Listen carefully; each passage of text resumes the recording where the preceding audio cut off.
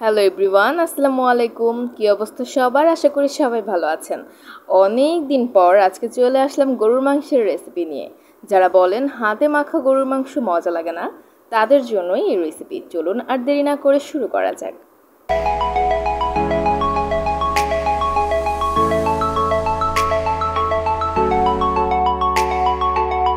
আচ্ছা, এইখানে আমি 1 কেজি পরিমাণ গরুর মাংস নিয়েছি। সেটাকে আমি একটা প্যানে দিয়ে দিচ্ছি।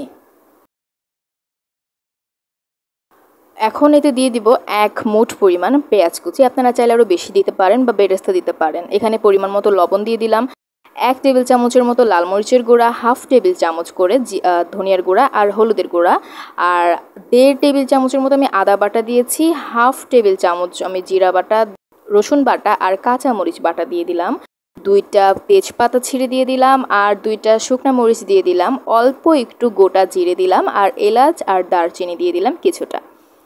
এখন আমি 1 থেকে 1.5 টেবিল চামচ সয়াবিন তেল দিয়ে দিচ্ছি। এগুলোকে খুব ভালো মতো আমি মিশিয়ে নিচ্ছি। গুরুজনরা বলে যে কোনো মাখা রান্নায়, বিশেষ করে গরুর মাংস বা খাসির মাংস মাখা রান্নায় যত বেশি মাখা যায় ততই নাকি বেশি মজা লাগে। আচ্ছা, এখানে আমি বেশি পানি দিব না, জাস্ট অল্প একটু পানি ছিটিয়ে দিয়ে দিচ্ছি। এখন ঢাকনা দিয়ে ওয়েট করব বলক ওঠা পর্যন্ত। আচ্ছা সরি, আমি এখানে পেঁয়াজ বাটা দিতে ভুলে গিয়েছিলাম, তাই আপনারা আগে পেঁয়াজ বাটাটা দিয়ে দিবেন। পেঁয়াজ বাটা দিয়ে কিছুটা নাড়াচাড়া করে মিশিয়ে নিয়ে আমি বলক ওঠা পর্যন্ত ওয়েট করছিলাম। এই যে বলক উঠে গেছে, এখন এটা কিছুটা নাড়াচাড়া করে কষিয়ে নেব। এখন আমি ঢাকনা দিয়ে বারবার ঢেকে ঢেকে কষাচ্ছিলাম।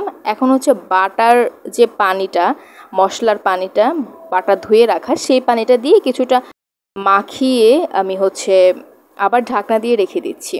যখন মাংসটা 70% বা 80% সেদ্ধ হয়ে যাবে তখন আলু দিয়ে দিচ্ছি। আর গরুর মাংসের আলুটা সবাই অনেক পছন্দ করে, এই কারণে আমি বাড়িয়ে দিয়েছি। আপনারা চাইলে কমিয়ে দিতে পারেন। এখন আলুটা সেদ্ধ হওয়া পর্যন্ত ওয়েট করছিলাম। এখন এই যে বারবার নেড়েচেড়ে কষিয়ে নেব। এখন এই পর্যায়ে কষানোটা হয়ে গেছে। এখন আমি পরিমাণ মতো ঝোলটা দিয়ে দিলাম। আপনারা চাইলে আরও কম দিতে পারেন, কিন্তু আমার বাসায় এই মাংসের ঝোলটা সবাই অনেক বেশি পছন্দ করে, রুটির সাথে কিংবা পোলাও বা ভাতের সাথে অনেক বেশি পছন্দ করে, এই কারণে আমি এত বেশি দিয়ে দিলাম। আচ্ছা, এটাকে আমি বলক ওঠা পর্যন্ত ওয়েট করছিলাম। বলক উঠে গেছে, এখন একটু ঝোলটা টেনে নেব। এখন ঝোলটা কিছুক্ষণ শুকিয়ে নেওয়ার পরে এই যে রেসিপিটা একদম রেডি। একদম পারফেক্ট স্বাদে আপনারা পেয়ে যাবেন এরকমভাবে রান্না করলে। এই ভিডিওটি যারা পছন্দ করেছেন তারা অবশ্যই একটি লাইক, কমেন্ট, শেয়ার করবেন এবং সাবস্ক্রাইব করতে একদমই ভুলবেন না। ভালো থাকবেন সবাই। আল্লাহ হাফেজ।